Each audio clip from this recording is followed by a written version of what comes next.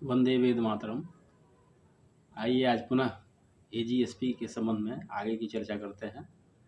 हम लोग इस बात को सुन चुके हैं, चर्चा कर चुके हैं कि सबसे तेज़ी से विकास होता है शिशु के मस्तिष्क का, लेकिन यह पता नहीं चल पाता है क्योंकि 4 सप्ताह तक, इसे ठीक से सुन लें कि 4 सप्ताह तक गर्भवती माताओं को पता ही नहीं चलता है कि शिशु गर्भ में आ चुका है। इसलिए मानवीय मस्तिष्क के विकास का जो महत्वपूर्ण समय है वह ऐसे ही चूक जाता है।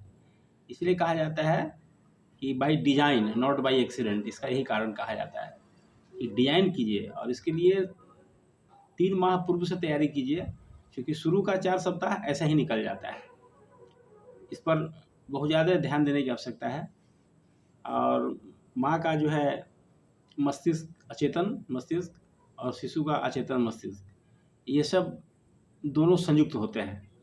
हम लोगों ने चर्चा किया था कि भगवान ने जीव को बहुत हद तक छूट दिया है कि वह स्वेच्छा से अपनी माँ चुने और अपना नया जन्म ग्रहण करे। ये बड़ी रहस्यमयी बातें हैं। भगवत गीता में इसकी चर्चा हुई है। जो इस रहस्य को जानते हैं, भगवत गीता अगर पढ़े हैं तो कुछ झलक जरूर जानते होंगे आप। उसमें आया है भगवत गीता में 8वें अध्याय के 5वें 6ठे श्लोक में कि अंतकाले च मामेव स्मरण मुक्त्वा कलेवरम यह प्रयाति स मद्भाव नास्त्यत्र संशय यम यम वापि स्मरण भावम त्यजत्यन्ते कलेवरम तम तमेवेति कौन्तेय सदा तद्भाव भाविता तस्मात् सर्वेषु कालेषु मां मनुस्मर युद्धे च। भगवान श्री कृष्ण अर्जुन को कहते हैं कि अंत काल में, मतलब जब मनुष्य के जीवन की अंतिम घड़ी आए, तो वे जिन भावों को स्मरण करता हुआ मनुष्य शरीर को त्याग करता है, अगला जन्म उसी के अनुसार होता है। हम इसको संक्षेप में बता रहे हैं कि जैसा चिंतन अंत समय में होगा, शरीर छोड़ने के समय, उन्हीं भावों को प्राप्त करता है मनुष्य। अगर कोई मनुष्य भगवत चिंतन करता हुआ शरीर त्यागता है तो अगले जन्म में उसको वैसा वातावरण दिया जाता है पहले ही से कि वह उन घरों में जाए जहां उनकी आध्यात्मिक प्रवृत्ति बढ़ती रहे आगे की ओर। तो ये भगवान का विधान है, लेकिन जीव इस संबंध में स्वतंत्र है। जीव स्वयं जब उसके जन्म ग्रहण करने का समय आता है, जैसे मृत्यु का समय निश्चित होता है, वैसे जन्म लेने का भी समय निश्चित होता है।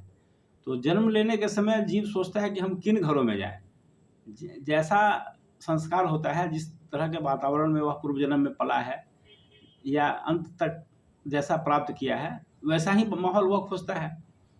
तो जिन माताओं का ध्यान सदचिंतन पर रहेगा, जो अच्छा साहित्य पढ़ेंगी, अच्छे वातावरण में रहेंगी, अच्छी चर्चाएं करेंगी, भगवत भक्ति की ओर जो उन्मुख रहेंगी, उनके घर वो श्रेष्ठ जीवात्मा को आना तय है। यम यम वापि स्मरण भावम त्यजत्यन्ते कलेवरम तम तमेवेति कौन्तेय सदा तद्भाव भाविता तस्मात् सर्वेषु कालेषु मां मनुस्मर युद्धे च।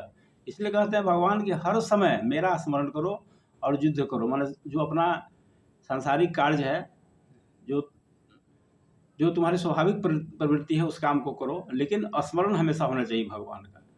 तो जिन माताओं ऐसा को मौका मिले और ऐसा माहौल जो माताएं बनाएंगी अपने घर का, उनके घर में श्रेष्ठ शिशु का जन्म होगा, ये बात तय है। इस बात को आप जान लीजिए, याद रखिए हमेशा। आज इतना ही। ओम शांति शांति शांति।